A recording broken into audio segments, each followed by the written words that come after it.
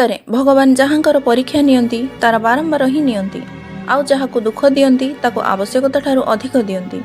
छोटा थिली मोते डाक्तर अंध करदेले। पुरी जिला काकटपुर ब्लॉक अंतर्गत कटकणा ग्रामर जीतू जेना बयस 38 जे कि वर्तमान 100% दृष्टिहीन और शारीरिक दिव्यांग। जीतू डाहाण पट गोड़टी पिलादिनु 80% दिव्यांग थिला। तथापि से ग्राम रे मूल मजूरी लागंती और मझिरे मझिरे गुपचुप बेपार करी परिवार चलांती।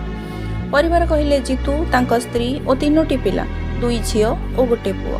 आज को 4 वर्ष तले जीतू दुर्भाग्यवशत 2टी जाक आखि संपूर्ण 100% नष्ट हो गला फल परिवार उपरे पहाड़ छिड़ी पड़ा। भिक्षावृत्ति करी बहु कष्ट बंचिले किंतु एबे पिलांक पाठपढ़ा बही खाता ट्यूशन दरमा तो बड़ कथा पेट पूरा खाइबा गंडे मध्य नाही ढियो कि घर खंडे मध्य नाही। एही खबर सोशल मीडिया रु देखी दीपक महारणा मारुति सेनार पदाधिकारी जोगाजोग कले किपरि तांको किछि साहाय्य जोगाई हेबो। से विषय रे आलोचना हेला परे निष्पत्ति नियागला संगठन पक्षरु किछि राशन पनीपरिबा ड्रेस लुगापटा पिलांक पई खाता कलम बैग और आर्थिक सहायता आदि जोगाई देबा पई। जय जगन्नाथ। मो मारुति सेना नगर सभानेत्री स्मिता पात्र। आम आज काकटपुर एरिया जीतू जेना घर को आसलु। अवस्था बहुत शोचनीय।